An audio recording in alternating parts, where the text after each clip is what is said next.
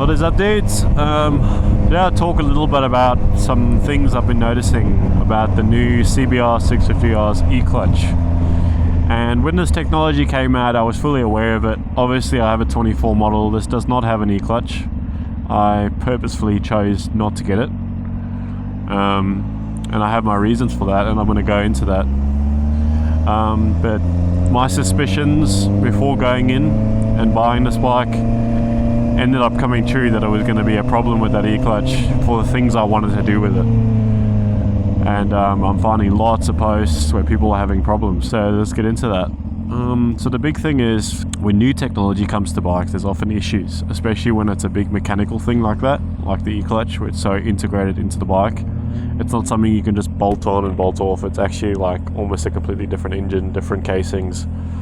And I knew this, and I was pressured by the dealerships to get the e-clutch. It's so cool, this and that. And I just said, yeah, I'm not interested.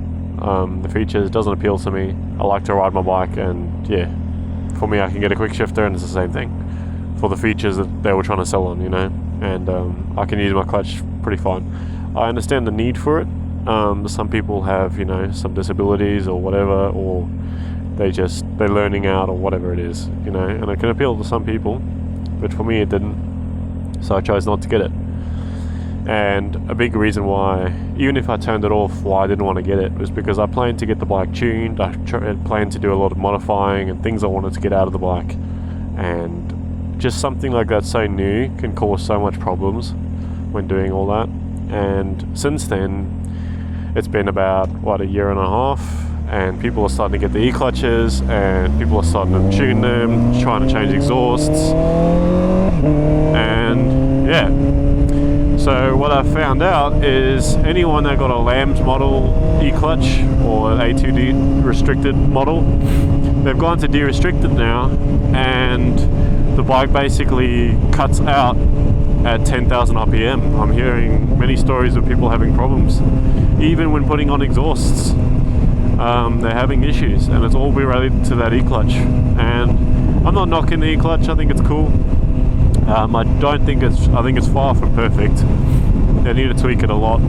I've seen some videos where they come to a stop and it's still going, and yeah, there's some twerks they need to iron out with it. And for them to now, apparently they've not even releasing a non-e-clutch version anymore. So I've literally bought, I think, the last manual CBR 650R year model. You can't buy a non-e-clutch anymore. And that's a big problem, because for overseas, maybe that's not such a big deal. But here in Australia, for learners, people on their Lambs, this is a big deal bike. This is the only inline 4 you can get, and there's many kids that want that. And now making it that you can't get a manual version anymore, it's kind of ruining it a little bit. And yeah, it's causing problems for people that are getting it and trying to tune it. And I'm finding out that there's actually no fix to it. No one's figured out how to fix it yet.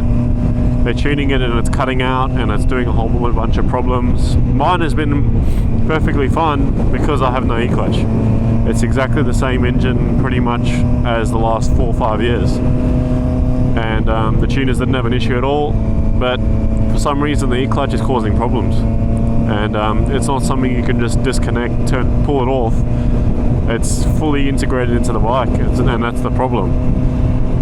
And it's just sad to see, and it's just confirmed my suspicions when I was looking at the bikes, and I was like, nah, I'm not getting that, because I knew what I was going to do to the bike, and I didn't want to risk it for something I wasn't even going to use. So yeah, just be wary out there. Make sure that you kind of know a tuner that can kind of work on that e-clutch if you're going to go down that route, or else it's going to be a painfully annoying lesson to learn, because it's just constant problems from what I'm hearing, and they just can't get it right. And the e-clutch is just, I think it's engaging or something. Like, I think as soon as it gets high RPM, I think it just engages or something, and it's just pulling in the clutch. And apparently you can't get it to stop, or you have to turn it off all the time, or you can't ride the e-clutch with the tuned bike or something like that. But basically there's just a whole bunch of problems, and people are having these problems. It's not just a couple people. I'm seeing so many posts about people complaining about it. And then posts complaining how they've discontinued the manual version and they don't understand why. They've fully stopped production of it.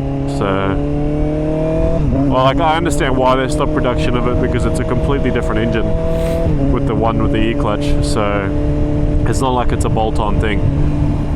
And it's like, you can't, if you have a manual version, you can't just go out and buy the E-clutch separately. That's just not how it works. You have to buy a whole new bike. So that's why I'm very grateful that I didn't buy that, and very surprised that I've pretty much, I don't know if you can get a 25 model manual, but I'm pretty sure it's the 24s were the last ones that were manual, and I managed to get my hands on one. So it makes it a little bit rare, sort of.